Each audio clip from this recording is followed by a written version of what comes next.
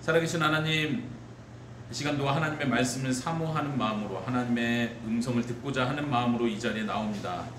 하나님, 호세아 선지자를 통해서 해주셨던 그 말씀을 오늘 우리가 듣게 하여 주시고, 또 우리가 성경을 한 구절 한 구절 살펴볼 때 우리가 이해하지 못하는 많은 부분들, 또 마음에 새기지 못했던 많은 부분들을 깨우쳐 주시고 하나님의 음성으로 들을 수 있는 귀를 허락하여 주시옵소서. 감사드리며 예수 그리스도의 이름으로 기도합니다. 아멘. 네, 오늘 11장 보기 전에요. 우리 어제 살펴봤던 본문 한 구절만 다시 복습을 하고 11장으로 넘어가 볼까요? 10장 12절입니다. 많이 우리가 익숙한 본문이기도 한데요. 그 본문만 다시 한번 살펴보고 오늘 11장을 보겠습니다. 10장 12절이요. 너희가 자기를 위하여 공의를 심고 인애를 거두라. 너희 묵은 땅을 기경하라. 지금이 곧 여호와를 찾을 때니 마침내 여호와께서 오사 공의를 비처럼 너희에게 내리시리라. 아멘. 아주 은혜스러운 말씀이고 좋은 말씀입니다. 또 예언이기 때문에 사실 이게 명쾌하게 쉽진 않습니다. 또 어떻게 우리가 정확하게 적용해야 되는지도 쉽지 않지만 굉장히 은유적으로 농사의 은유를 통해서 공의를 심고 인내를 거두라 이렇게 말하고 있습니다. 이 부분이 어떤 의미인지 오늘 살펴볼 본문과 좀 연결이 될 텐데요. 그래서 다시 한번 살펴봅니다. 하나님께서 우리에게 요구하시는 것이 공의를 심으라는 것입니다. 공의가 무엇일까요? 그리고 또 하나님께서 말씀하시기를 그렇게 하면 마침내 하나님께서 오셔서 공의를 비처럼 또 내려주신다고 합니다. 이 공의라는 개념이 사실 구약성경 전체에서 많이 나오는 단어이고 개념이긴 한데 쉽게 명쾌하게 이해되기는 쉽지 않습니다. 그래서 한 번 더 생각을 해보려고 합니다. 이 공의라는 것은 1차적으로 우리가 잘 알고 있는 것처럼 공평한 것입니다. 정직하고 올바르고 하나님 앞에서 편애하지 않고 악한 자, 선한 자를 가르지 않고 법대로 하나님의 법대로 정확하게 심판을 하고 정확하게 행동하는 것을 공의라고 할 수 있습니다. 특별히 이 공의는 하나님의 성품을 드러냅니다. 하나님께서 공의로우신 분이십니다. 악한 자를 편들어서 벌하지 않으시거나 선한 자를 뇌물을 받거나 다른 왜곡된 마음으로 선한 자에게 벌을 내리거나 이렇게 공의를 실행하지 않으시는 분이 아니시죠. 하나님은 공의로우신 분이십니다. 그렇기 때문에 하나님께서는 우리에게도 똑같이 공의로우라고 우리에게 명령하시는 것입니다. 그래서 공의를 심으라는 것은 1차적으로 사회적인 공의를 이루라는 뜻입니다. 하나님의 성품을 닮아서 공의를 이루라. 그리고 인애를 거두라 이 표현이 있는데 이것은 마치 어떤 원인과 결과의 관계를 표현하는 것보다 공의를 심는다는 말, 인애를 거둔다는 말은 우리의 삶 속에서 공의와 인애의 삶을 실천해야 된다 이런 의미로 이해하는 것이 좋습니다. 왜 그러냐면 우리가 오늘 살펴볼 본문이기도 하지만요. 12장을 먼저 잠깐 넘겨볼까요? 12장 6절을 한번 보십시오. 여기서 12장 6절에 보시면요. 이렇게 말합니다. 그런즉 너희 하나님께로 돌아와라. 오늘 우리 계속되는 이 저녁 시간의 주제죠. 여호와께 돌아와라 하면서 인애와 정의를 지키며 항상 너희 하나님을 바랄지니라 이렇게 말합니다. 하나님께 돌아오는 것에 대한 설명이에요. 인애와 정의를 지키는 것이 하나님께 돌아오는 것입니다. 다시 말하면 우리의 삶에 우리가 불의를 행하고 편법을 행했던 것을 다 버리고 공의를 행하는 것입니다. 정의를 지켜내는 것입니다. 하나님의 성품을 실천하는 것이죠. 그래서 금방 읽었던 10장 12절에서도 공의를 심고 인애를 거두라는 말은 우리의 삶의 변화를 의미합니다. 하나님을 참으로 믿는다면, 하나님께로 참으로 돌아온다면 단지 종교적으로, 제의적으로 하나님께 제사 드리고 하나님께 예배 드리고 절기를 지키고 이런 문제가 아니라 하나님의 성품을 받아서 그분의 성품에 맞는, 성품에 합한 삶을 살아가는 것을 말합니다. 그럴 때 하나님께서는 우리가 참으로 하나님을 찾는 그 모습 속에서 하나님은 우리에게 오시고 공의를 빛처럼 내려주시겠다고 약속하십니다. 참 아이러니하죠. 우리가 공의를 실천해야 되는데 도리어 하나님께서는 공의를 내려주시겠다고 표현합니다. 이 개념은 나중에 오늘 마무리하는 부분에서 한 번 더 제가 설명하겠지만 하나님께서 공의를 내려주신다는 건 또 더 특별한 신학적인 의미가 있습니다. 바로 예수님을 통한 우리의 죄를 정결케 해주시는 그 과정을 하나님의 공의라고 표현합니다. 이건 로마서에서 사용되는 표현이기도 하고요. 우선은 우리가 하나님께 돌아가는 자세로서 하나님의 성품을 추구하고 살 때 하나님께서는 우리에게 하나님의 성품, 공의를 베풀어 주시겠다고 약속합니다. 이 약속의 내용을 생각하면서 오늘 본문을 계속 살펴보도록 하겠습니다. 11장입니다. 제가 읽겠습니다. 이스라엘이 어렸을 때 내가 사랑하여 내 아들을 애굽에서 불러냈거늘 선지자들이 그들을 부를수록 그들은 점점 멀리하고 바알들에게 제사하며 아로새긴 우상 앞에서 분향하였느니라. 하나님의 말씀으로, 하나님의 목소리로 지금 계속 말씀이 전해지고 있는데 이스라엘이 어렸을 때 얘기를 합니다. 이 이스라엘은 누굽니까? 이스라엘 민족을 가리키죠. 근데 그 민족의 초창기 시절을 생각나게 합니다. 어렸을 때 하나님께서는 이스라엘을 사랑하셨다고 합니다. 우리가 잘 알고 있듯이 이스라엘 민족은 하나님의 선택을 받은 민족이고 처음부터 하나님의 사랑을 입은 민족입니다. 그리고 하나님께서는 표현할 걸 내 아들이라고 표현합니다. 이건 신명기에서도 나오는 표현이죠. 내 아들을 어디서요? 애굽에서 불러냈다. 지금 여기서 중요한 표현이 있는데요. 애굽에서 불러냈다. 이 표현을 들으면 딱 무엇이 생각납니까? 출애굽이 생각납니다. 예, 그렇습니다. 하나님께서는 이스라엘 민족을 사랑하시기 때문에 이스라엘이 이집트에서 애굽에서 노예 생활을 할 때 그것을 기억하시고 조상들에게 했던 언약을 기억하시고 이집트에서 이스라엘 백성들 불러내시죠. 그것을 딱 연상시키는 표현입니다.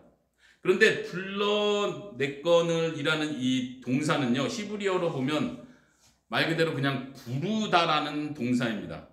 다시 말하면 한국어 번역은 부르다, 그래서 오게 했다, 불러서 데리고 오다, 이런 마치 두 개의 동사가 섞여 있는 것 같은데 히브리어 원어는 그냥 불렀다 이런 뜻입니다. 하나님이 사랑해서 애굽에서부터 불렀습니다. 그리고 2절이 바로 이어집니다. 선지자들이 그들을 부를수록 불렀다, 부르다, 이 이야기가 지금 반복되고 있는 겁니다. 지금 초점은 하나님께서 처음부터 이스라엘을 계속 불렀다는 얘기를 하고 계십니다. 그런데 하나님께서 선지자를 통해서 많은 방법들을 통해서 이스라엘을 계속 불렀지만 그들은 처음부터 점점점 하나님과 멀어졌다 이야기를 합니다. 이스라엘을 고발하고 있죠. 그래서 바알들에게 제사를 했고 우상 앞에 분향을 했습니다. 하나님의 사랑을 입었고 하나님의 선택을 받았고 하나님의 구원을 경험했는데도 이스라엘은 하나님이 부를 때마다 계속 하나님으로부터 멀리 나아갔다, 멀어졌다는 얘기를 하나님께서 하고 계십니다. 계속해서요, 3절.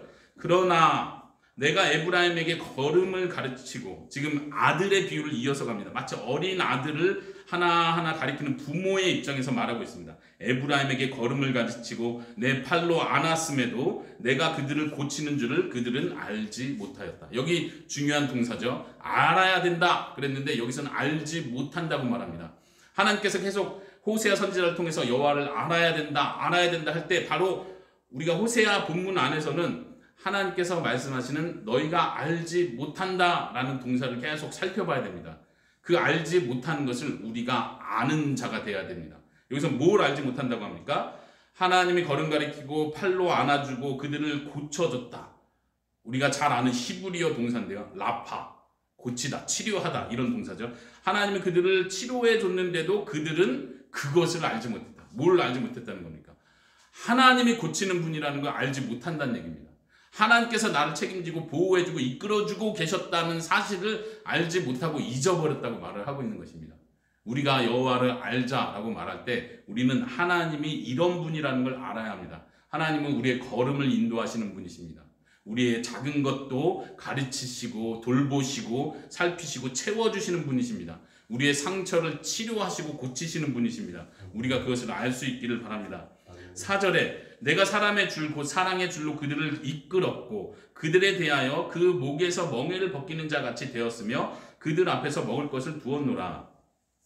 이것은 지금 비유가 아까 아들의 비유에서 약간 비유가 바뀌었습니다. 짐승의 비유로 바뀌었어요. 가축의 비유로. 그래서 줄로 이끌고 멍에를 벗겨주고 먹을 것을 그 앞에 놔주고, 지금 사랑하는 가축, 그 당시 농경사회에서는 그 가축 자체를 굉장히 귀히 여겼죠. 사랑하는 자식처럼 키웠죠. 그런 이미지로 지금 하나님께서 설명을 하고 있습니다. 5절에 다시 애굽 땅 이야기가 나옵니다. 애굽 땅으로 돌아가지 못하겠거늘 내게 돌아오기를 싫어하니 아수르 사람이 그 임금이 될 것이라. 지금 애굽 이야기를 자꾸 꺼내는 이유가 있습니다. 애굽은 특별한 나라죠. 애굽하면 출애굽 시기를 생각합니다. 이스라엘이 처음 시작되기 전 모세를 통해서 이스라엘이 출애굽하고 그곳에서 이스라엘과 하나님이 나라의 관계를, 언약 관계를 처음 맺었었기 때문에 이 애굽은 특별한 나라예요. 여기서 벗어나야 된다는 그런 상징적인 나라죠. 그런데 지금 상황은 국가적으로 이스라엘이 아수르의 공격을 피하기 위해서 지금 자꾸 애굽으로 내려가서 도움을 청하려고 하고 있어요. 그런데 하나님께서는 이 지금 현재 정치 상황을 너희가 옛날 애굽 때를 생각해라. 그때 내가 거기서 너희를 구원했는데 너희는 지금 마치 하나님을 다 잊어버리고 옛날 그 상황에서 다시 애굽으로 돌아가려고 하는 어리석은 짓을 하는 것과 똑같은 행동을 한다. 지금 하나님 이 두 가지 상황을 접목해서 설명하고 계십니다.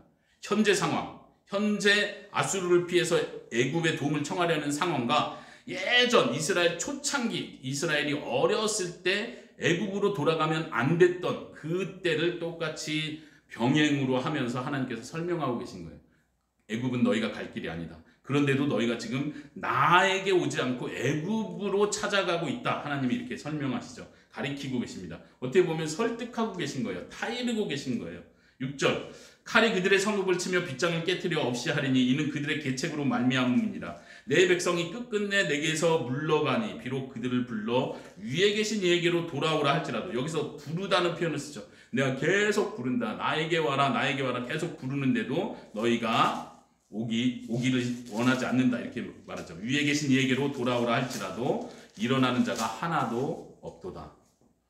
이제 하나님의 진정한 마음이 아주 클라이막스로 표현됩니다. 8절 9절이요.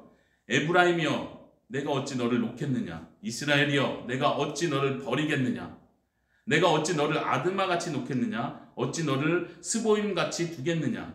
지금 여기서 아드마, 스보임 좀 낯선 지역의 이름이 나오는데요. 여기는 신명기 29장에 보면은 이 지역 이름이 언급되는데 어떤 상황이냐면 하나님께서 소돔과 고모라, 우리가 잘 아는 멸망한 소돔과 고모라가 멸망할 때 함께 멸망한 그 주변 성읍을 가리킵니다. 아드마와 스보임, 거기는 같이 멸망을 해버렸습니다. 그런데 하나님께서 말씀하시기를 내가 어찌 그 성읍들과 똑같이 에브라임과 이스라엘 똑같이 멸망의 자리에 놓을 수 있겠느냐 생각해봐라. 왜요? 왜 하나님은 다른 범죄한 성읍들 멸망시키듯이 이스라엘과 에브라임을 멸망시킬 수 없다는 얘기인가요? 11장 처음에서 나왔던 그 부분입니다. 내가 어렸을 때부터 너를 사랑했다. 너는 나에게 특별한 존재자느냐. 하나님께서 그것을 말씀하고 계십니다. 내가 너를 특별히 사랑하고 너를 알지 않느냐. 너도 나를 알았지 않느냐. 내가 너의 부모가 아니더냐. 하나님께서 이렇게 말씀하고 계신 것입니다. 8절 끝부분에 내 마음이 내 속에서 돌이키어 나의 긍휼이 온전히 불붙듯 하도다. 하나님의 그 사랑의 마음을 표현합니다. 9절 내가 나의 맹렬한 진노를 나타내지 아니하며 내가 다시는 에브라임을 멸하지 아니하리니 이는 내가 하나님이요 사람이 아님이라.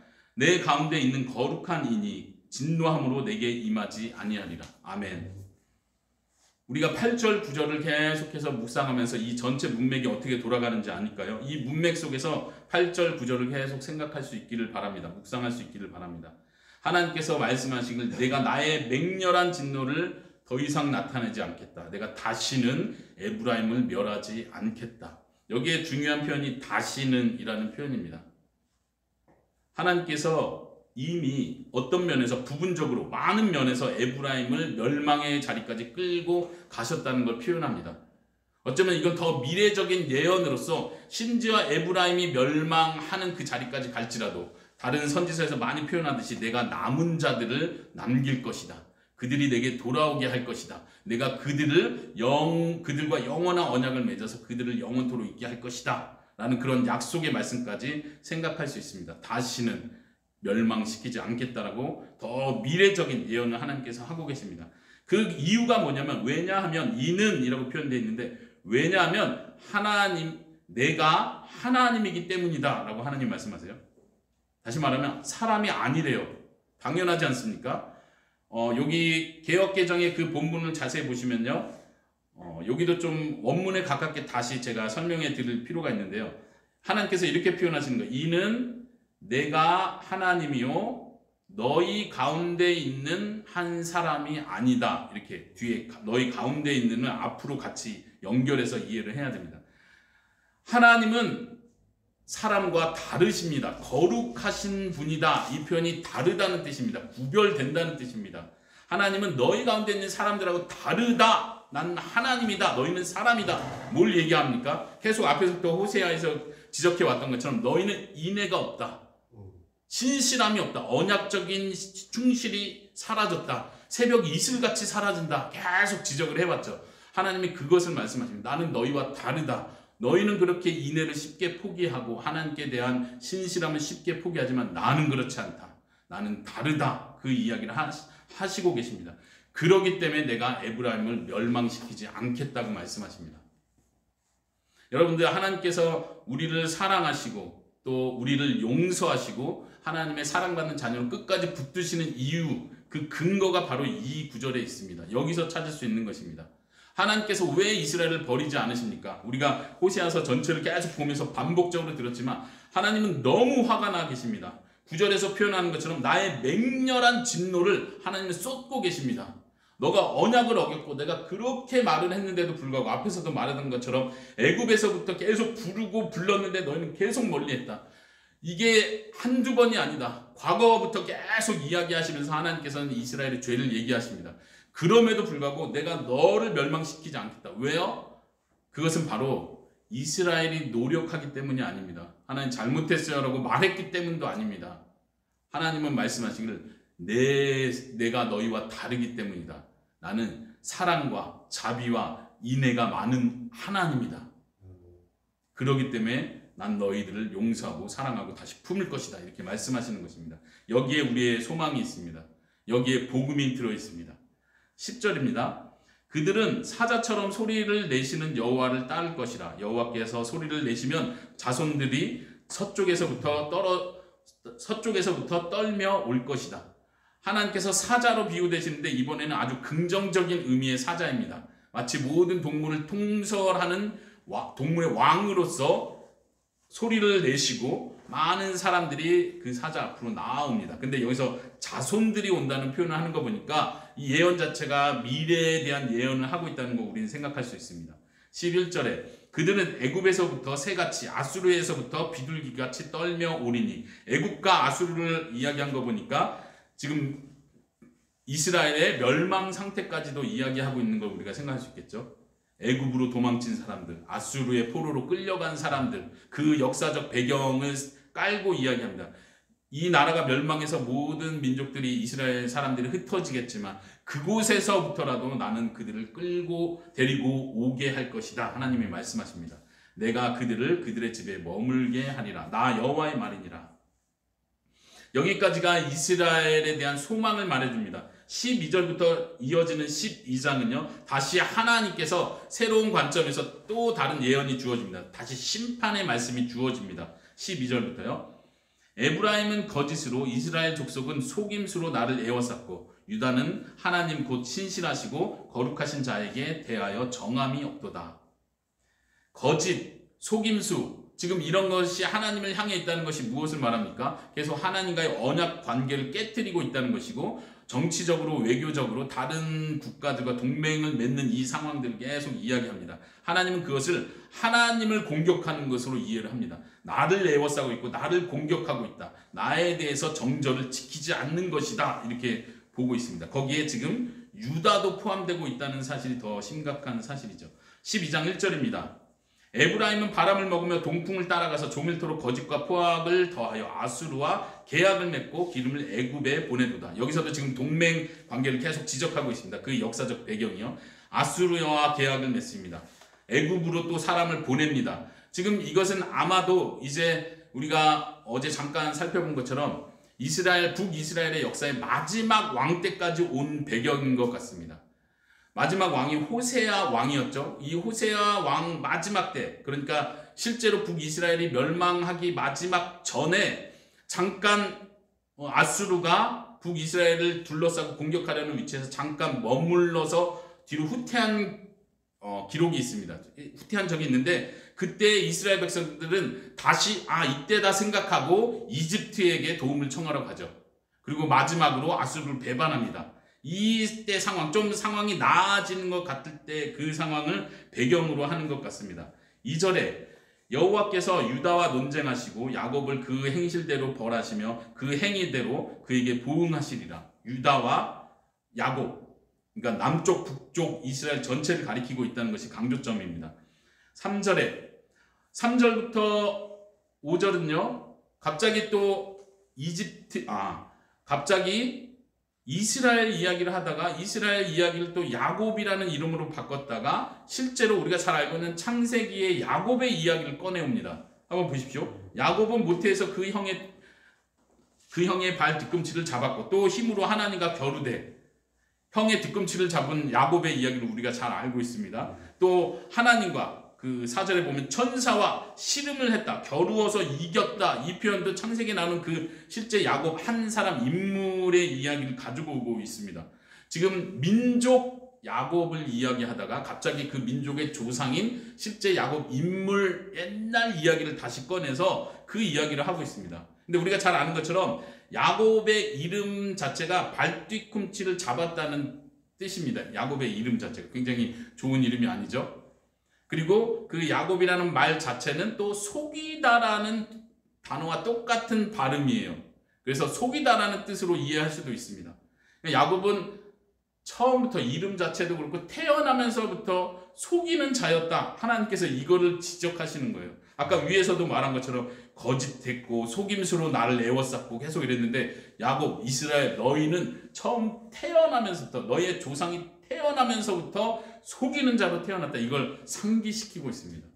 인간의 죄의 본성을 들춰내시는 것이죠. 4절에 천사와 겨루어 이기고 울며 그에게 간구하였으며 하나님은 베델에서 그를 만나셨다. 만나 주셨다. 은혜를 베푸신 장면이죠. 거기에서 우리에게 말씀하셨나니 여호와는 만군의 하나님이시라. 여호와는 그를 기억하게 하는 이름이니라. 야곱의 이야기를 꺼내지만 그 초점은 너네는 안 되는 존재야. 여기에 초점이 있지 않고요. 그곳에서 야곱은 하나님을 만났다라고 말합니다. 하나님이 야곱을 이기지 못하십니까?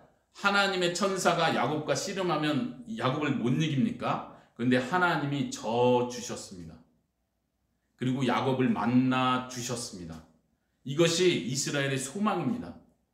우리가 내 힘으로 하나님을 정복하고 하나님을 내가 원하는 뜻대로 이끌려고 하면 우리가 하나님을 이길 수 있습니까? 이길 수 없습니다. 그런데 하나님은 야곱에게 나타나실 때 그 속이는 자였던 형을 속였던 그 야곱에게 나타나 주셨고 만나 주셨고 기도를 들어주신 하나님입니다. 하나님이 그 역사를 이야기하는 이유가 여기 있습니다.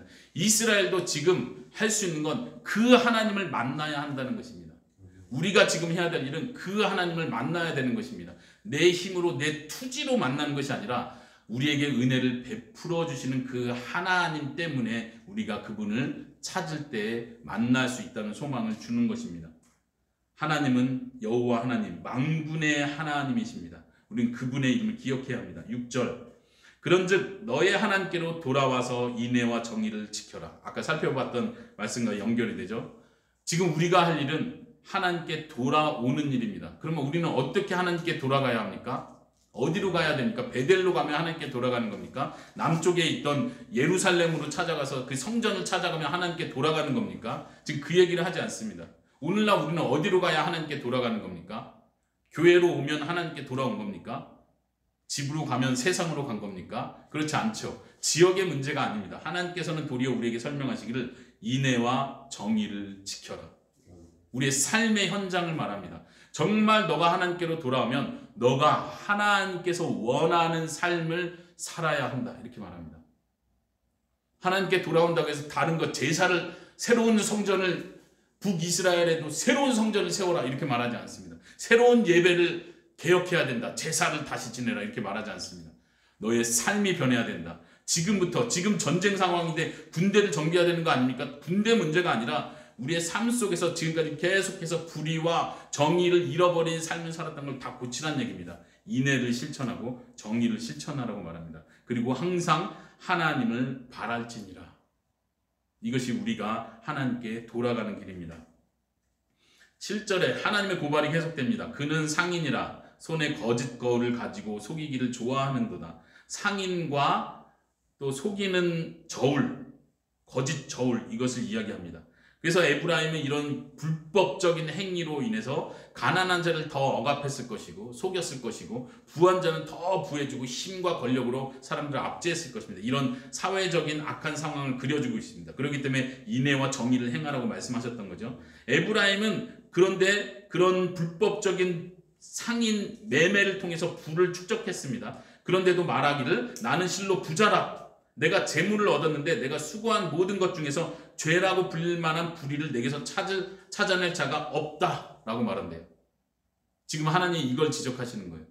인애와 정의를 행하라는 말이 추상적인 말이 아닙니다. 사랑하는 마음을 품어라, 마음 품으라는 얘기가 아닙니다. 실천하라는 거예요. 지금 이스라엘의 죄를 지적하고 있어요. 너희가 불법적으로 속이는 저울을 통해서 부를 축적하면서도 그게 죄인지 모르고 하나님이 보고 계신데도 보지 않는 것처럼 내 속에 죄를 찾아낼 사람이 아무도 없다라고 이렇게 교만하게 겁없이 말하고 있다. 하나님을 두려워하는 것이 없다. 그러니 하나님께 돌아와라 이렇게 말씀하시는 거예요. 다시 애굽의 이야기를 합니다. 너가 애굽 땅에 있을 때부터 나는 내 하나님 여호와니라. 내가 너로 다시 장막에 거주하게 하기를 명절날에 하던 것 같게 하리라. 이건 심판의 말씀이에요. 장막에 거주한다는 것이 무엇입니까? 이것은 지금 장막은 이스라엘이 가나안 땅에 들어가기 전에 광야 생활을 할 때 했던 그 텐트를 말합니다. 장막을 말합니다. 그러니까 임시 거주처죠. 가나안 땅에서는 자기 집을 짓고 살았습니다. 그러나 광야에 있을 때는 텐트를 치고 살았죠. 계속 이동을 해야 했으니까요. 그래서 하나님께서 이스라엘을 이집트에서 구출해 내시고 나서 이 구출한 은혜, 구원의 은혜를 기억하기 위해서 장막을 짓고 그때를 생각해라. 초막을 짓고 그때를 생각하라고 절기를 만드셨습니다. 초막절이라고 하죠. 그런데 지금 이 저주, 9절에 나온 저주는 그걸 반대로 말하고 있습니다. 초막절을 지어서 초막에 잠깐 거하는 그 절기 때는 구원받은 은혜를 생각하는 거였는데 지금은 구원이 아니라 멸망하게 될 거라는 말씀으로써 너희가 진짜로 그 장막, 초막 같은 곳에서 살게 될 것이다. 거주하는 집이 다 멸망하게 될 것이다. 이렇게 말씀하십니다. 10절에 내가 여러 선지자에게 말하였고 이상을 많이 보였으며 선지자들 통하여 비유를 베풀었노라.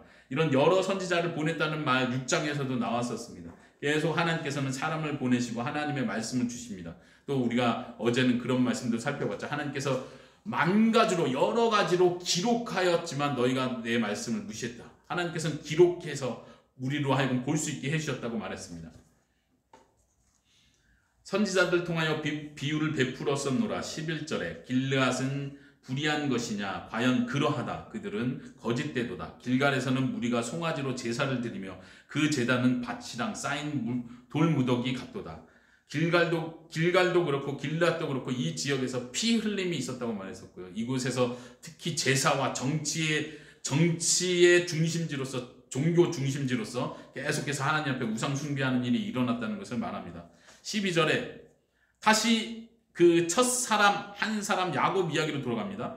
야곱이 아람의 들로 도망하여 라반 삼촌의 집으로 도망하여 이스라엘이 아내를 얻기 위하여, 다시 야곱이란 이름과 이스라엘의 이름을 일부러 섞어서 말하고 있죠. 이스라엘이 아내를 얻기 위하여 사람을 섬기며 아내를 위하여 양을 쳤다. 우리가 잘 아는 창세기 이야기처럼 야곱이 형을 피해서 도망가서 삼촌 집에서 양치는 일을 했었습니다. 목자의 역할을 했다는 걸 강조하고 있어요. 여기서도 어떻게 보면 야곱의 초라한 모습을 생각하게 합니다. 그리고 아내를 얻기 위해서 삼촌에게 속임을 당하면서까지 아내를 얻기 위해서 열심히 일했던 걸 생각하게 합니다. 그러면서 13절에 여호와께서는 한 선지자로 이스라엘을 애굽에서 인도하여 내셨고 이스라엘이 한 선지자로 보호를 받았거늘. 지금 13장은 또 갑자기 한 선지자가 나오는데 누구를 가리키는 것 같습니까?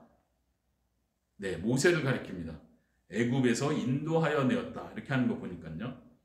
지금 야곱, 이스라엘의 조상 이야기를 했다가 또 중요한 인물인 모세 이야기까지 옵니다. 지금 아주 긴 역사를 하나님께서 계속 들춰내고 계십니다. 그러면서 너희가 그렇게 했었다. 너희 조상이 양치는 목자였고 또 하나님께서는 한 선지자를 보내서 양치는 일을 하게 하셨다. 거기 13절에 인도하여 내셨다는데 이 단어랑 양을 쳤다는 단어랑 똑같은 단어예요.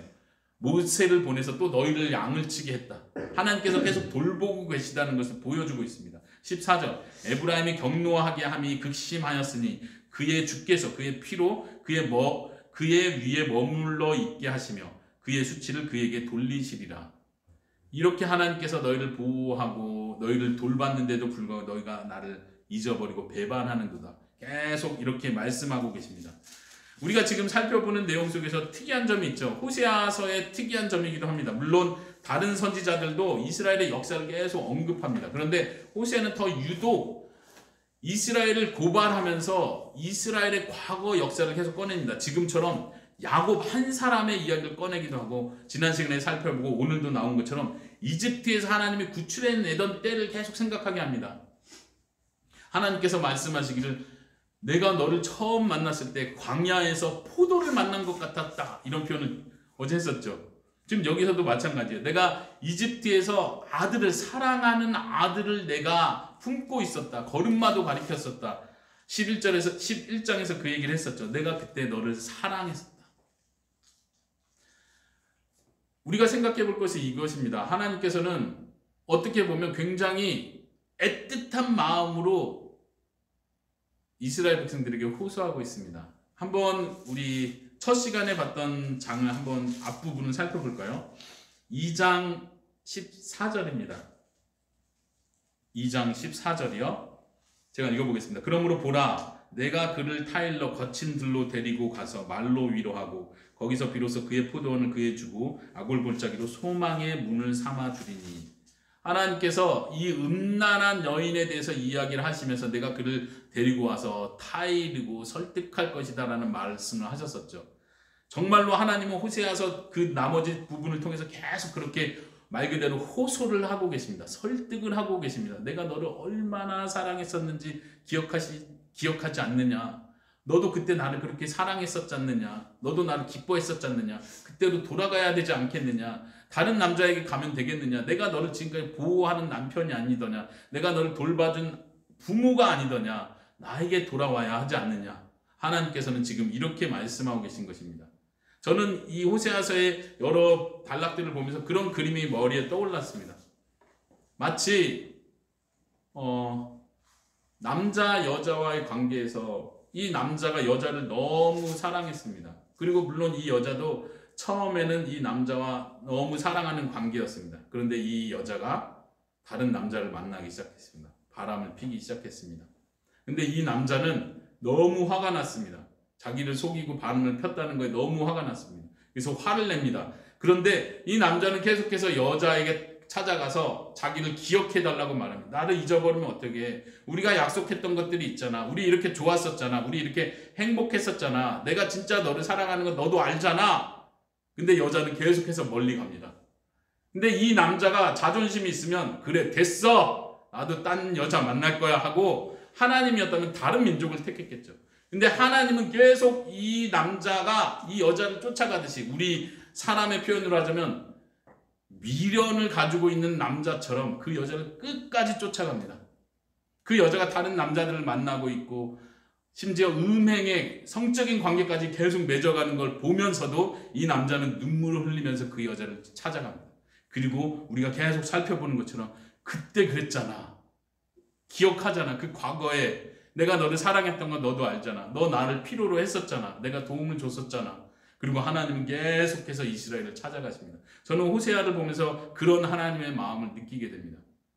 어떻게 보면 인간적으로 보면 그렇습니다. 아, 정말 제가 만약 그런 남자 청년이 우리 교회에 있어서 그런 남자 청년이 나에게 상담이 온다면 분명히 그렇게 말했을 거예요. 깔끔하게 끊어. 더 이상 그 여자는 안 돼. 가능성이 없는 여자야. 그런 여자를 너가 사귀어서 어떻게 하려고. 아마 그 청년이 상담한다면 마음이 아프더라도 끄집어내려고 했을 것입니다. 그런데 하나님을 보십시오. 하나님은 어떻게 하고 계십니까? 호세아 선지자에게 요구했던 것이 그거였습니다. 너가 가서 음란한 여인을 사랑해라.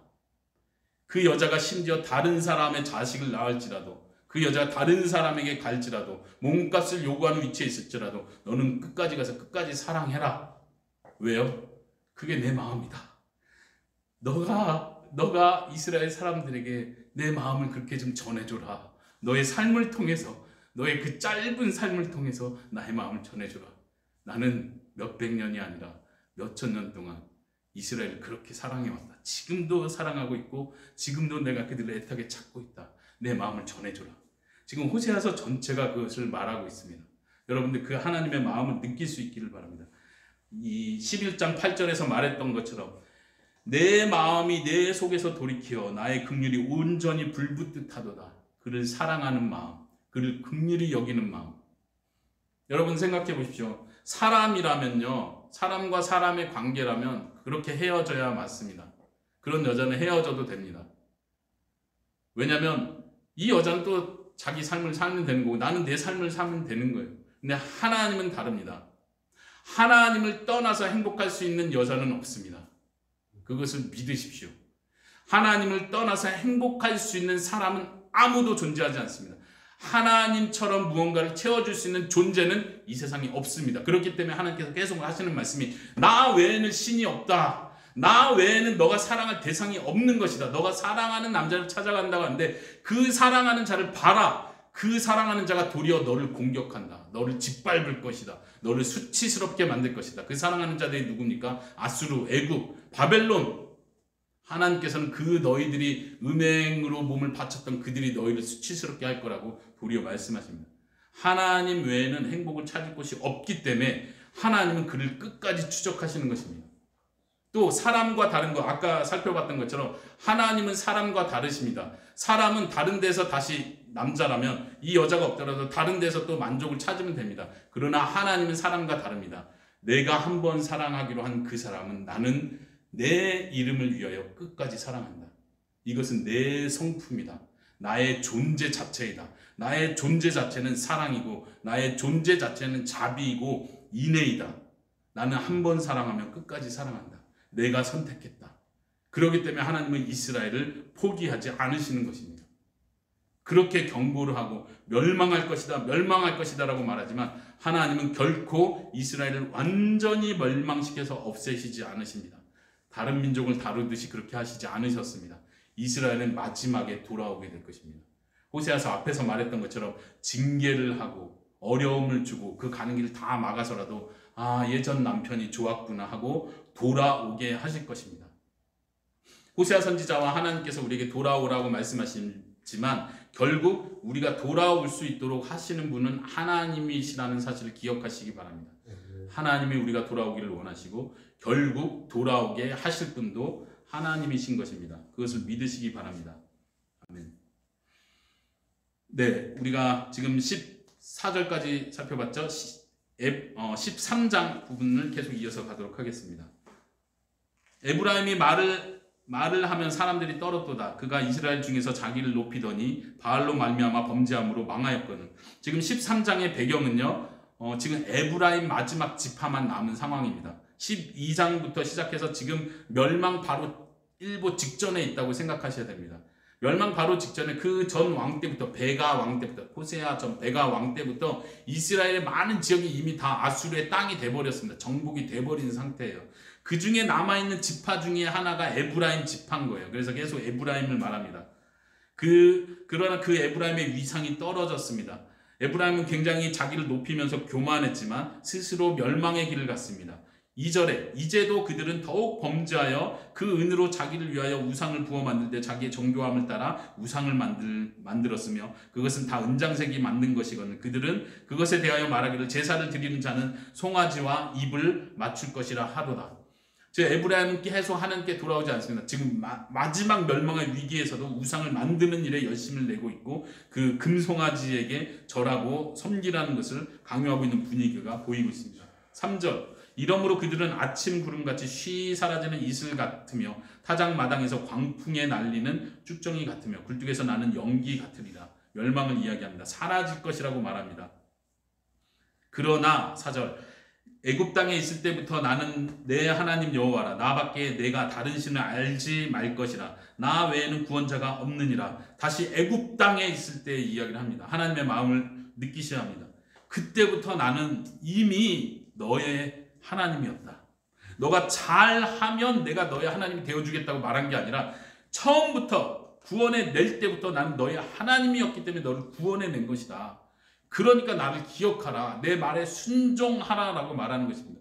순종하고 잘 지켜내면 너의 하나님이 되어주겠다고 말하는 게 아니에요. 지금도 돌아와라. 그러면 내가 너를 구원해주고 그러면 내가 너의 하나님이 되어주고 그러면 내가 내 남편이 되어줄게 라고 말하는 것이 아니라 근본적으로 애굽 땅 이야기를 계속하는 이유는 처음부터 내가 너 하나님이었다. 처음부터 나는 내 남편이었다. 처음부터 나는 너의 부모였고 내 아들로 너를 품었었다라고 하나님이 계속 말씀하십니다. 그러면서 하시는 말씀이요. 나밖에 내가 다른 신을 알지 말 것이니라.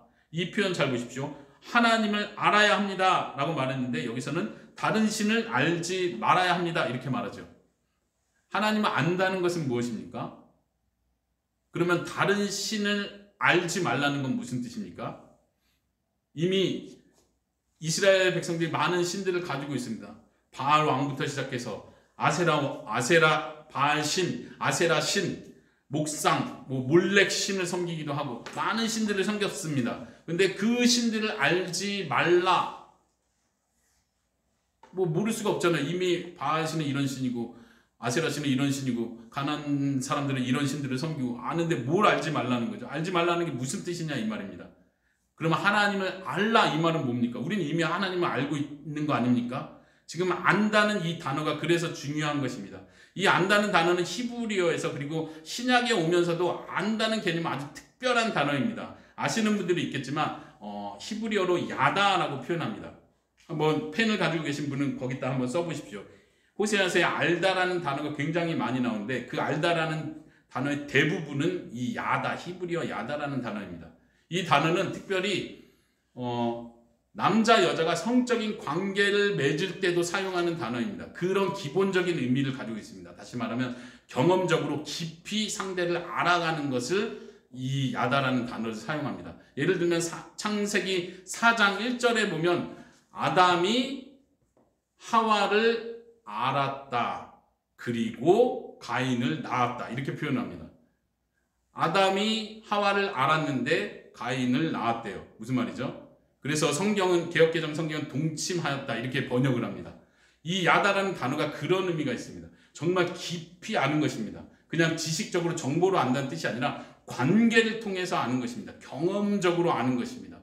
그러니까 우상을 알지 말라는 것은 무엇입니까? 정보를 모른다는 얘기가 아니라 그 우상과 관계를 맺지 말라는 것입니다. 다르게 번역하면 이런 거예요. 우상과 더 이상 음행을 하지 마라 이렇게 말씀을 하시는 겁니다. 나와 관계를 가져라. 나를 친밀히 알아라.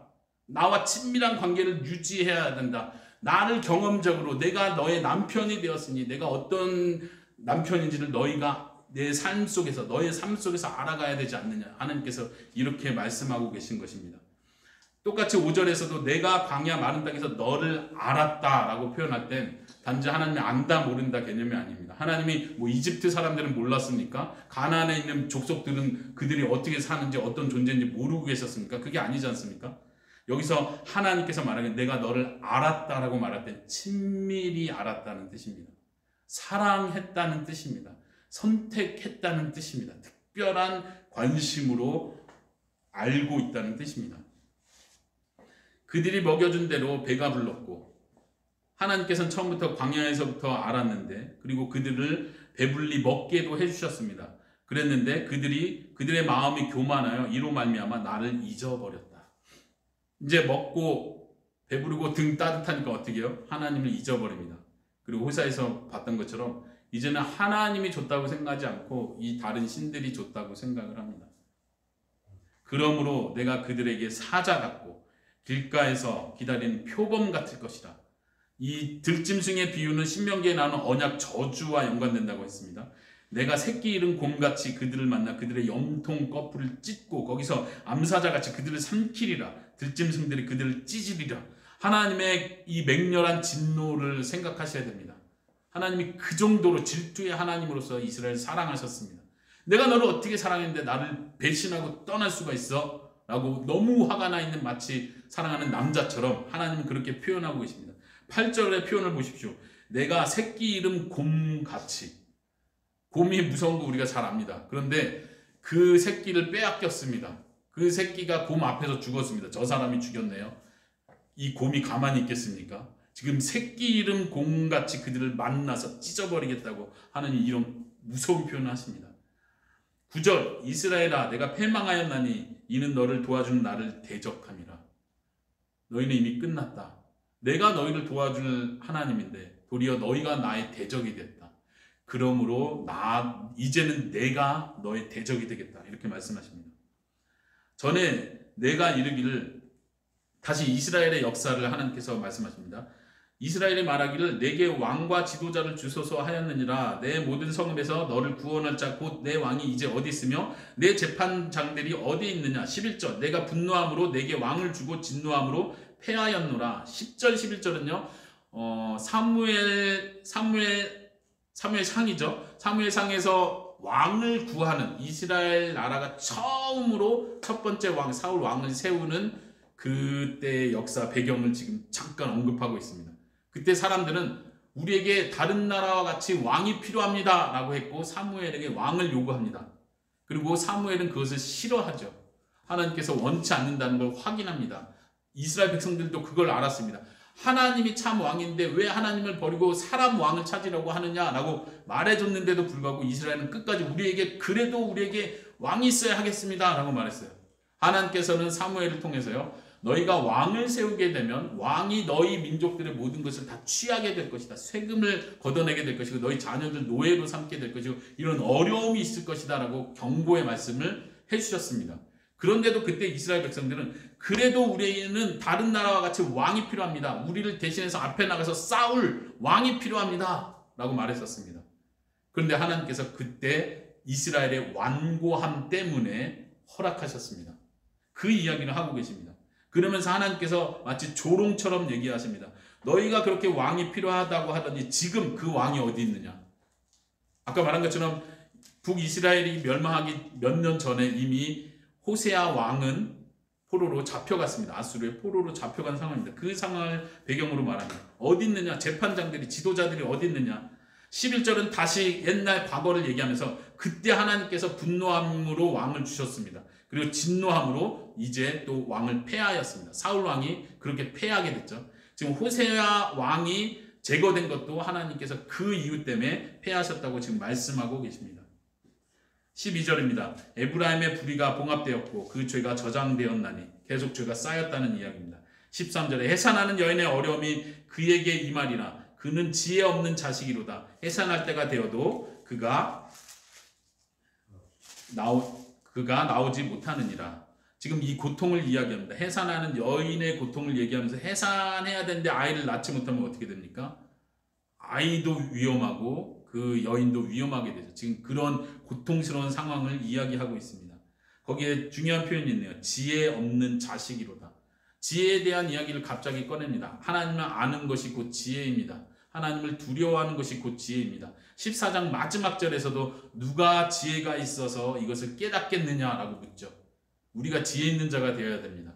하나님을 두려워하고 하나님을 경외하고 하나님을 알아가는 것이 우리의 지혜가 되는 줄로 믿습니다. 14절입니다. 14절은 많이 들어본 구절일 수 있는데 여기도 번역이 약간 어려운 구절입니다. 제가 읽어볼게요.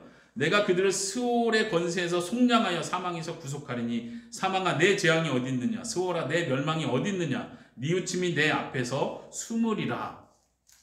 중간 부분은 신약에서도 인용됩니다. 고린도 전서에서요. 사망아 내 재앙이 어디 있느냐. 스올아 내 멸망이 어디 있느냐. 이 표현은 사망도 스올도 무덤이라고 표현할 수 있는 지하세계라고 표현할 수 있는 그 스올도 우리를 삼키지 못한다. 그리스도께서 승리하셨다. 이것을 표현할 때 신약에서 인용을 하는 구절이긴 한데요.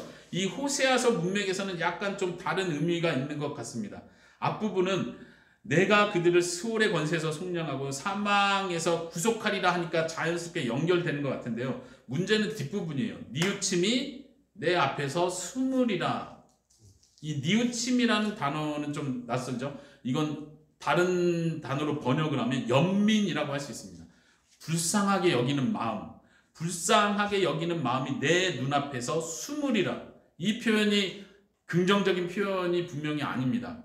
하나님께서 진노하고 계신데 내가 더 이상 너희를 불쌍히 여기지 않겠다. 이런 의미로서 연민이 내 눈앞에서 숨으리라 이렇게 이해가 될 수 있어요. 그래서 앞부분하고는 정반대의 뜻이 되는 것 같아요. 그래서 약간 난처합니다. 어떤 주석가는 그래서 14절의 앞부분을 의문문으로 번역을 해야 된다고 말을 합니다. 다시 말하면 내가 그들을 스올의 권세에서 속량하겠느냐? 사망에서 구속하겠느냐? 지금 앞에 그 13절, 12절, 13절과 이어지게 하나님의 진노를 선언하는 내용이라고 이해하는 학자들도 있습니다. 어쨌든 하나님의 마음이 지금 구속할 수 있겠는가? 속량해 줄 수 있겠는가? 사망아 어서 와라, 스오라 어서 와라, 멸망시켜라, 이런 이미지라고 생각을 할 수도 있습니다. 내가 더 이상 그들을 긍휼히 여기지 않겠다, 이렇게 이해할 수도 있습니다. 물론 이 구절은 반대로요, 긍정적으로도 해석할 수 있다는 거 다시 한번 이야기하겠습니다. 하나님께서 우리를 속량하실 수 있습니다. 하나님께서 하신다고 하면 하실 수 있습니다. 어쨌든 이 문맥에서는 두 가지 이해가 가능하다는 말씀을 드립니다. 15절로 넘어갑니다. 비록 그가 형제 중에서 결실하나 동풍이 오리니 곧 광야에서 일어나는 여호와의 바람이라. 여기서 비록 그가 할 때 그는 누굴 가리키겠습니까? 에브라임을 가리킵니다. 아까 앞에서 말했던 것처럼 에브라임은 지금 다른 형제 지파들 중에 남아있는 유일한 지파이기도 합니다. 결실하나 결국 에브라임도 동풍의 여호와의 바람에 다 마르게 될 것이다. 마르며 그의 샘이 마르고 그 쌓아둔 바 모든 보배 그릇이 약탈될 것이다. 아수르에 의해서 다 탈취될 것을 예언하고 계십니다. 16절 사마리아가 그들의 하나님을 배반하였으므로 형벌을 당하여 칼에 엎드려질 것이요 그 어린아이는 부서뜨려지며 아이벤 여인은 배가 갈라지리라. 끔찍한 멸망을 당하게 되는 것에 대한 예언입니다. 그들의 죄목은 하나님을 배반한 것입니다. 이스라엘이 어떻게 하나님을 배반했습니까? 우리가 기억해야 될 것이 그겁니다. 하나님께서 공의와 정의를 사회에 행해라 라고 말했는데 그 말씀에 순종하지 않은 것이 배반입니다. 하나님께서 다른 나라를 의지하지 말고 너희들의 사람 왕을 의지하지 말고 참된 왕이며 참된 목자인 나를 의지해라 라고 했을 때 그것을 어긴 것이 하나님에 대한 배반입니다. 다시 말하면 이 배반이란 말은 반역을 일으킨다는 뜻입니다. 계속 왕들이 반역에 의해서 왕조가 바뀌었다고 했지 않습니까? 지금 하나님께서 말하길 내가 왕인데 너희가 나에 대해서 반역을 일으키고 있고 쿠데타를 일으키고 있다고 하나님 그렇게 지적하시는 것입니다. 그러니까 그 왕이 오셔서 왕으로 인정하기를 원치 않았던 모든 사람들 심판하실 것을 말하고 있습니다. 마지막 14장까지 왔습니다. 14장 보겠습니다. 이스라엘아 내 하나님 여호와께로 돌아와라. 이제 다시 하나님의 음성으로 선지자가 외칩니다. 하나님께로 돌아와라. 내가 불의함으로 말미암아 엎드려졌느니라. 너는 말씀을 가지고 여호와께로 돌아와서 아뢰기를 모든 불의를 제거하고 선한 바를 받으소서. 우리가 수송아지를 대신하여 입술의 열매를 주께 드리리이다. 이 2절 말씀 깊이 새기시기를 바랍니다. 저와 한번 화면을 보고 계신 분들요, 저와 같이 한번 이 2절만 같이 읽어볼까요? 시작. 너는 말씀을 가지고 여호와께로 돌아와서 아뢰기를 모든 불의를 제거하시고 선한 바를 받으소서. 우리가 수송아지를 대신하여 입술의 열매를 주께 드리리이다. 아멘. 이 14장 2절을 저는 호세아서 전체의 마지막 결론이자 우리의 적용점으로 생각해 보기를 원합니다. 계속해서 여호와께 돌아가자, 여호와를 알자라고 말했습니다. 우리 말씀 사경의 주제도 그래서 여호와께로 돌아가자라고 정했습니다. 근데 질문은 이것입니다. 우리가 어떻게 하면 여호와께로 돌아갈 수 있습니까? 앞에서는 정의와 공의를 지키라, 인애를 지키라 이렇게 말씀해 주셨습니다. 여기서는 어떻게 말합니까? 여호와께로 돌아와라. 근데 하나님의 말씀을 가지고 돌아오라고 합니다. 이것은 무슨 말입니까? 하나님의 약속을 의지하라는 뜻입니다. 하나님께서 그동안 성경 말씀을 통해서 해주셨던 그 말씀을 의지해서 하나님께 돌아오라는 말입니다. 너의 선행을 가지고 돌아와라 이렇게 말하지 않는다는 것입니다. 말씀을 가지고 여호와께 돌아와서 어떻게 하라고 말합니까?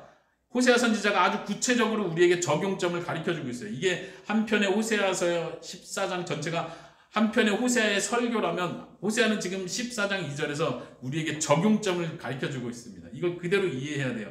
하나님께 돌아와서 너희가 이렇게 말해라. 이것이 여호와께 돌아오는 것이다 라고 가르쳐주네요. 뭐라고 말하라고 합니까? 모든 불의를 제거해 주십시오 라고 말하래요. 하나님께 돌아와서. 여러분들 우리가 그렇게 할 수 있기 바랍니다. 여기 제거하다라는 동사요.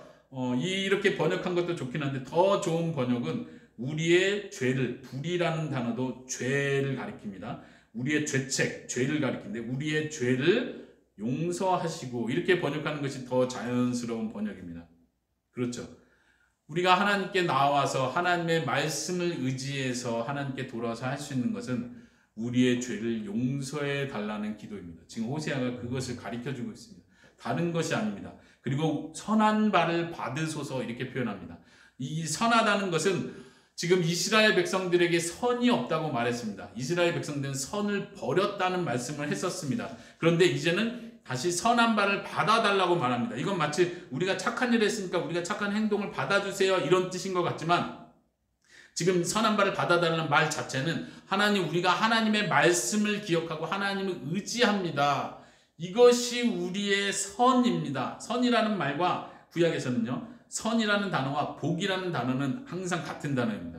이것은 우리의 복입니다. 뭐가 복이죠? 하나님의 말씀을 듣는 거, 하나님께 돌아오는 거, 이것이 우리의 선이고 우리의 복인데, 하나님, 우리가 다시 하나님을 의지합니다. 이것을 받아주십시오. 이 마음을 받아주십시오 라고 표현하는 것입니다. 이 부분을 좀 더 설명하면 좋을 것 같은데요. 그 앞에 보면요, 이 선이라는 단어가 나오는 부분이 있습니다. 8장 한번 보시겠습니까? 8장 1, 2, 3절을 같이 보면 좋을 것 같아요. 3절에 보면 이스라엘이 이미 선을 버렸으니 원수가 그를 따를 것이라 라고 말합니다. 여기서 선을 버렸다, 이 지금 같은 단어인데, 선을 버렸으니 멸망을 하게 된다 이 얘기죠. 근데 여기서 선이 뭐예요? 갑자기 선이라는 단어가 나온 게 낯설어요. 왜냐면은 그 앞에선 뭐 죄악, 악독 이런 얘기가 나오지 않고요. 도리어 8장 1절에 보면 원수가 독수리처럼 여호와의 집을 덮을 것이다. 그들이 내 언약을 어기고 내 율법을 범했기 때문이다. 하나님의 언약을 어기는 거, 하나님의 율법을 범하는 것이 악입니다. 반대로 하나님의 언약을 붙드는 거, 하나님의 율법 안에 거하는 거, 하나님의 율법을 지키는 것 자체가 선입니다. 그래서 여기서 말하길 이스라엘이 이미 선을 버렸다는 말은 하나님의 말씀을 버렸다는 것입니다. 하나님의 약속을 잊어버렸다는 뜻입니다. 우리에게 생명을 주는 하나님의 법을 우리가 싫어했다는 뜻입니다. 여기서 다시 14장으로 돌아와서 선한 바를 받으소서라는 이 말 속에는 우리가 하나님의 말씀을 의지합니다. 하나님의 말씀을 가지고 나옵니다. 하나님의 언약을 붙듭니다. 하나님의 율법이 나의 생명인 걸 믿습니다. 이 자세로 나갑니다. 이 우리의 마음을 받아주십시오. 이 이야기입니다. 이것이 우리의 선행을 받아주십시오라고 이해하면 전혀 다른 이해가 됩니다. 그 뒤에를 보십시오. 14장으로 다시 돌아오세요. 3절도 계속 이어지는 내용이에요. 그러니까 호세아가 어떻게 기도하라고 지금 가르쳐주는 그 내용입니다. 우리가 아수르의 구원을 의지하지 아니하며 말을 타지 아니하며 다시는 우리의 손으로 만든 것을 향하여 너희는 우리의 신이라 하지 아니하오리니 이는 고아가 주로 말미암아 은혜를 얻음이니이다 라고 기도해라. 지금 호세아가 적용을 가르쳐주고 있습니다. 구체적으로 지금 여기서 호세아가 뭘 강조하는지를 잘 알아야 돼요. 마지막에 이렇게 말할 수도 있어요. 너희가 이제 행동으로 보여라. 행동으로 증명하지 않으면 하나님 더 이상 너희들 용서해 주지 않는다. 너희가 100년 동안 이렇게 악을 행하고 고질적인 죄악으로 하나님을 마음 아프게 했는데 하나님이 지금부터 10년 동안 살펴볼 것이다. 10년 동안 너희들의 행동이 어떤지를 보고 복을 줄지 저주를 줄지 또 결정할 것이다. 이렇게 할 수도 있어요. 그러니까 너의 행동을 하나님께 바쳐라. 이렇게 할 수도 있겠죠. 근데 지금 그것과 정반대되는 이야기를 하고 있습니다. 다시 말하면 복음을 말하고 있습니다. 너희가 할 일은 입술의 고백이다. 거기서 그 표현은 제사가 아니라 입술의 열매를 드려라. 무슨 입술의 열매를 말하는 거죠? 말을 잘하라는 얘기가 아니라 지금 그 뒤에 나오는 표현이에요. 3절. 하나님, 아수르는 더 이상 나의 구원이 아닙니다. 나의 구원을 위해서 아수르를 의지하지 않겠습니다. 라고 말하라는 거예요. 이걸 우리에게 적용해야죠. 하나님, 내 의지할 자는 다른 사람이 아닙니다. 다른 종교가 아닙니다. 다른 철학이 아닙니다. 어떤 심리학이 아닙니다. 내게 필요하다고 느끼는 건 내 돈이 아닙니다. 그것이 나를 구원해 줄 수 없습니다. 내 명예, 내 직장, 내 가족, 내가 사랑하는 어떤 것이 나를 풍성하게 해주고 내 구원을 이루어주는 것이 아닙니다. 더 이상 그것에 의지하지 않겠습니다. 라고 말하라는 거예요. 우리의 손으로 만든 것을 향하여 이것이 우리의 신이라 더 이상 하지 않겠습니다. 이 말이 무엇입니까? 오직 하나님만 알겠습니다. 다른 우상을 알지 않겠습니다. 다른 신들을 알지 않겠습니다. 하나님만 알겠습니다. 하나님만이 나의 하나님입니다. 라고 고백하라는 거예요. 그러면 그 3절 끝에 보니까 이는 고아가 주로 말미암아 긍휼을 얻음이니이다. 갑자기 고아 얘기 나오는 게 굉장히 신기합니다. 낯설죠. 그런데 지금 여기에는 하나님의 긍휼함을 강조하고 있습니다. 이 이스라엘의 고백 속에 하나님의 긍휼한 성품을 의지하여 기도합니다. 아까 우리가 살펴보고 제가 강조했던 것처럼요. 11장 8절 에브라임아 내가 어찌 너를 놓겠느냐, 이스라엘이여 내가 어찌 너를 버리겠느냐, 내 마음속에 긍휼이 온전히 불붙는 듯 하도다 라고 했는데, 이스라엘 백성들이 돌아와야 될 그 근거는 하나님의 긍휼입니다. 심지어 아무도 의지할 데가 없는 고아조차도 하나님 앞에서 긍휼을 입습니다. 무엇을 하나님께 갖다 바칠 수 있는 어떤 가진 것이 아무것도 없는 고아조차도 하나님께 긍휼을 입습니다. 하나님, 이제 우리가 하나님께 나아갑니다. 주의 긍휼을 의지하여 나아갑니다. 다른 것은 우리의 신이 아닙니다. 오직 하나님만이 나의 신이시고 하나님만이 내 필요를 채워주실 분이고 내 참된 행복은 오직 하나님 안에만 있습니다 라는 고백을 하라는 것입니다. 로마서에서도 사도 바울이 그런 말을 하죠. 오직 예수를 주로 고백하는 사람, 입술로 예수를 나의 주로 고백하는 사람. 어떻게 보면 이 입술의 고백이라는 표현은 우리의 삶과 행동과 대조되는 표현입니다. 대조되는 표현입니다. 참으로 우리의 마음이 바뀌는 것이 먼저입니다. 우리의 행동으로 우리의 신실함을 하나님 앞에 증명할 수 없습니다. 우리의 행동은 이미 본성적으로 죄의 본성 때문에 우리의 행동은 더러워졌고 앞으로도 더러워집니다. 그러나 호세아 선지자는 당신의 입술의 고백을 하나님이 받으신다고 말해줍니다. 이것이 은혜입니다. 이것이 복음입니다. 이 소망이 없다면 우리는 하나님께 더 이상 나아갈 수도 없고 회복을 기대할 수도 없는 것이죠. 그러나 우리는 기억해야 됩니다. 그러니까 행동이 중요하지 않다는 얘기가 아닙니다. 앞에서도 봤던 것처럼 하나님께 돌아온다는 것은 참된 그 입술의 고백을 가지고 정의와 인애를 실천하는 것입니다. 자, 4절입니다. 내가 그들의 반역을 고치고 그들을 기쁘게 그들을 사랑하리니 나의 진노가 그에게서 떠났음이라. 여기서 4절에서도 제가 한 번 더 중요하게 강조하고 싶은 것이 있습니다. 그게 뭐냐면 하나님께서 그들의 반역을 고치신다는 표현입니다. 아까도 고친다는 표현 기억나십니까? 하나님께서 그들을 고치셨으나 그들이 알지 못했다 이렇게 표현했죠. 고치라는 단어가 히브리어로 뭐라고 했습니까? 라파, 치료하다. 여기서도 그 단어가 쓰이고 있어요. 중요한 건 무엇을 고쳐주냐 이거예요. 상처가 나서 상처 치료해 주는 게 아니라 무엇을 고치냐면 그들의 반역을 고치겠답니다. 이 반역은 누구를 향한 반역입니까? 하나님을 향한 반역입니다.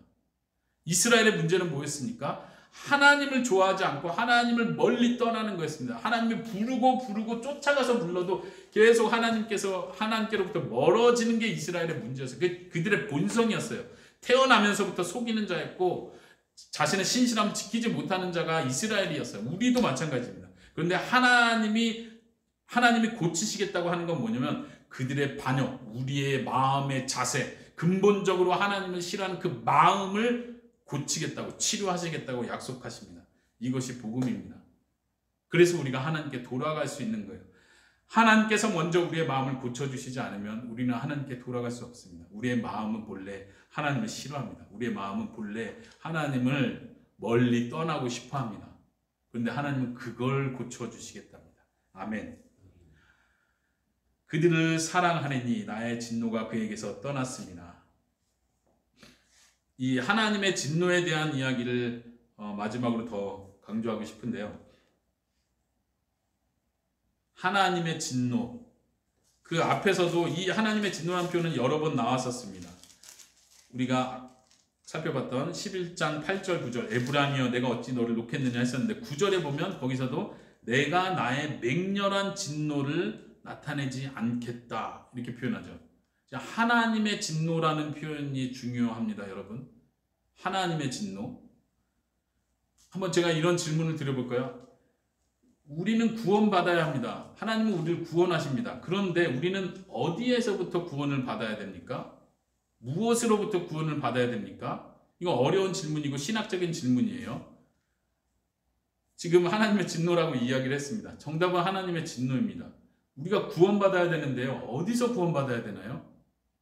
하나님의 진노에서부터 구원을 받아야 됩니다. 그럼 누가 구원하시나요? 하나님이 구원하십니다. 어떻게 구원하나요? 하나님께서 그 진노를 걷어 들이실 때 우리는 구원을 받는 겁니다. 이해하시겠습니까? 다시요. 우리는 죄에서 구원받는다고 흔히 말합니다. 죄에서 구원받는다는 건 죄 자체를 멀리한다는 뜻이지, 죄의 결과를 얘기하면 그 죄의 결과 때문에 하나님이 진노하시는 거고, 그 진노 때문에 저주가 있는 거고, 그 진노 때문에 사망과 죽음이 있는 것입니다. 근데 이 진노는 누구의 진노냐면 하나님의 진노라는 것을 생각해야 합니다. 호세아서는 계속 그걸 강조하지 않습니까? 지금 하나님이 여자에게 화가 나 있는 거지 않습니까? 남편인 하나님이 음행한 여자에게 화가 나 있는 거예요. 그러니까 지금 이 남편이 여자를 고소하면서 너가 돌이키지 않으면 너를 벌거벗길 것이고 황폐하게 만들 것이라고 했잖아요. 지금 하나님이 진노하고 계신 거예요. 그런데 이 하나님의 진노를 어떻게 수그러뜨립니까? 진노를 어떻게, 이 여자는 어떻게 이 남편의 불타는 진노에서 구원받을 수 있습니까? 한 가지죠. 하나님이 진노를 거두시는 겁니다. 하나님께서 진노를 거두셔야 합니다. 이것이 복음입니다. 어떻게 하나님은 진노를 거두십니까? 네, 여기서 우리가 생각할 수 있는 것은 바로 하나님께서 우리의 마음을 고치시겠다고 말한 것처럼 하나님께서는 친히 구원의 일을 이루시는 분이십니다. 바로 예수 그리스도를 통해서 모든 진노를 쏟아 부으심으로써 진노를 거두십니다. 여러분들 하나님의 성품을 잘 아셔야 됩니다. 하나님은 공의로우신 분이라고 했습니다. 그래서 처음 서론에서 공의를 강조했었습니다. 하나님의 공의를 우리는 실천하는 자가 되어야 됩니다. 왜냐하면 하나님은 공의로우시기 때문에. 공의가 뭐라고 했습니까? 죄인을 의롭다고 말하지 않는 게 공의입니다. 우리는 죄인인데 죄인을 그냥 용서해주면 그것은 하나님은 공의로우신 분이 아니십니다. 그럼 어떻게 하나님은 그 공의를 실행하면서 우리를 구원할 수 있습니까? 예수 그리스도를 통해서 하나님의 모든 진노, 정당한 그 죄에 대한 그 무거운 진노, 여기서 계속 말했던 하나님의 그 대적하는 마음, 하나님이 너희의 대적이 되시겠다, 들짐승이 되시겠다 하면서 경고하고 무섭게 말했던 그 모든 진노를 예수 그리스도에게 다 쏟아 부으심으로써 하나님은 이제 내 진노는 그쳤다라고 말씀하시는 것입니다. 하나님의 이 진노는 그냥 사라지지 않습니다. 하나님은 공의로우신 분이기 때문에 반드시 심판을 정확하게 다 하셔야 됩니다. 그 정확한 심판을 예수 그리스도께 다 쏟아 부으신 것입니다. 그러시고 하나님은 말씀하시기를 이제는 내가 진노를 걷어드리겠다. 그리고 나는 너를 사랑하겠다. 아무 일도 없었던 것처럼 나는 끝까지 너를 사랑할 것이다. 여러분들 이 속에서 자체에서 예수님을 볼 수는 없습니다. 그렇기 때문에 우리는 신약과 같이 예수님을 봐야 합니다. 그런데 예수님을 보여주는 중요한 표현들이 바로 공의라는 표현입니다. 하나님은 반드시 공의를 실행하시고 공의를 비처럼 내리시겠다고 하셨습니다. 하나님의 공의는 십자가에 쏟아지셨습니다. 그건 진노였습니다. 하나님의 공의는 진노였습니다. 그리고 하나님이 얼마나 죄를 싫어하시는 분인지를 예수님을 잔인하게 죽게 하심으로써 증거하셨습니다. 하나님은 공의로우신 분이시구나. 그리고 예수님의 공의, 예수님의 완벽한 의로우심을 우리에게 전달해 주신 것입니다. 그래서 우리의 반역된 마음이 고쳐졌습니다. 그래서 우리가 하나님을 멀리 떠나던 마음이 이제 하나님과의 첫사랑을 회복하는 관계로, 하나님의 자녀의 관계로, 하나님의 아내의 관계로 들어오게 된 것입니다. 우리가 그 은혜를 기억할 수 있기를 바랍니다. 나의 진노가 그에게서 떠났습니다. 아멘. 마지막까지 살펴보겠습니다. 내가 이스라엘에게 이슬과 같으리니 그가 백합화 같이 피겠고 레바논 백향목 같이 뿌리가 박힐 것이라. 그의 가지는 퍼지며 그의 아름다움은 감람나무와 같고 그의 향기는 레바논 백향목 같으리니 그 그늘 아래 거주하는 자가 돌아올지니라. 그들은 곡식같이 풍성할 것이며 포도나무같이 꽃이 필 것이며 그 향기는 레바논의 포도주같이 되리라. 마지막 회복된 상태를 아름답게 표현하고 있습니다. 에브라임의 말이 내가 다시 우상과 무슨 상관이 있으리로 할지라 그렇게 말할 때가 온다는 것입니다. 내가 그를 돌아보아 대답하기를 나는 푸른 잣나무 같으니 내가 나로 말미암아 열매를 얻으리라. 하나님을 통해서 모든 풍요가 되살아나는 것을 보여줍니다. 이제는 다른 신을 의지하지 않습니다. 하나님 때문에 그 번성함을 누리는 걸 에브라임도 알게 될 것이라고 말합니다. 9절이 마지막 호세아서 전체의 결론입니다. 누가 지혜가 있어서 이런 일을 깨달으며 누가 총명이 있어서 이런 일을 알겠느냐. 여러분들, 우리는 지혜가 있기를 바랍니다. 총명이 있어서 이 모든 일을 깨달을 수 있기 바랍니다. 하나님을 알 수 있기 바랍니다. 하나님이 어떠한 분이신지, 내가 어떻게 하는 것이 하나님께 돌아가는 것인지를 호세아서를 통해 알 수 있기를 바랍니다. 저는 짧게 여러분들과 사회를 같이 나눴습니다. 더 이상 자세히 풀어주고 싶지만 더 이상 함께할 시간은 없습니다. 하지만 저와 함께 나눴던 시간들을 생각하시면서 호세아서를 혼자서 한번 1장서부터 14장까지 쭉 읽어보시기 바랍니다. 하나님의 마음이 어떤 마음인지 여러분들이 깨달아 아는 시간이 될 수 있기를 바랍니다. 마지막 부분요. 여호와의 도는 정직하니 의인은 그 길로 다니거니와 그러나 죄인은 그 길에 걸려 넘어지리라. 길이라는 은유를 사용합니다. 지혜 문학이 아주 중요한 표현인데 하나님의 길, 하나님의 법, 하나님의 행하심을 말합니다. 하나님의 그 길은, 하나님의 법은 정직합니다. 참으로 하나님 앞에 서는 사람, 의인이라고 표현되는 그 사람은 하나님의 길을 걷는 사람입니다. 하나님의 도를 따르는 사람입니다. 그러나 패역한 사람, 죄인이라고 표현되는 패역한 사람은 하나님의 그 법에 걸려 넘어집니다. 여러분들은 어느 길로 걷는 사람이 되시겠습니까? 우리가 결단할 수 있길 바랍니다. 이 시간 같이 기도할 텐데요. 우리 주제처럼 하나님께 돌아가자 이 마음을 품고 하나님, 내가 진심으로 하나님께 돌아오기 원합니다. 14장 2절 3절에서 말한 것처럼 그 구절들을 보시면서 기도하시기 바랍니다. 하나님, 내가 이렇게 하나님 앞에 고백합니다. 나의 죄를 용서해 주시고 내 입술의 열매를 받아주십시오. 내가 더 이상 다른 것을 내 신이라 고백하지 않겠습니다. 오직 하나님만이 나의 주님입니다. 내 마음속에 다른 것을 의지한 것이 있다면 하나님, 내 마음을 돌이켜 주십시오. 이 시간 같이 기도하고요. 함께 소리내서 기도하고 우리 담임 목사님께서 오셔서 마지막 기도해 주시겠습니다. 기도하겠습니다. 살아계신 하나님, 이 시간 기도합니다. 우리를 긍휼히 여겨 주시옵소서. 하나님, 호세아 선지자를 통해서 하나님께서 하시는 말씀을 계속해서 들었습니다. 하나님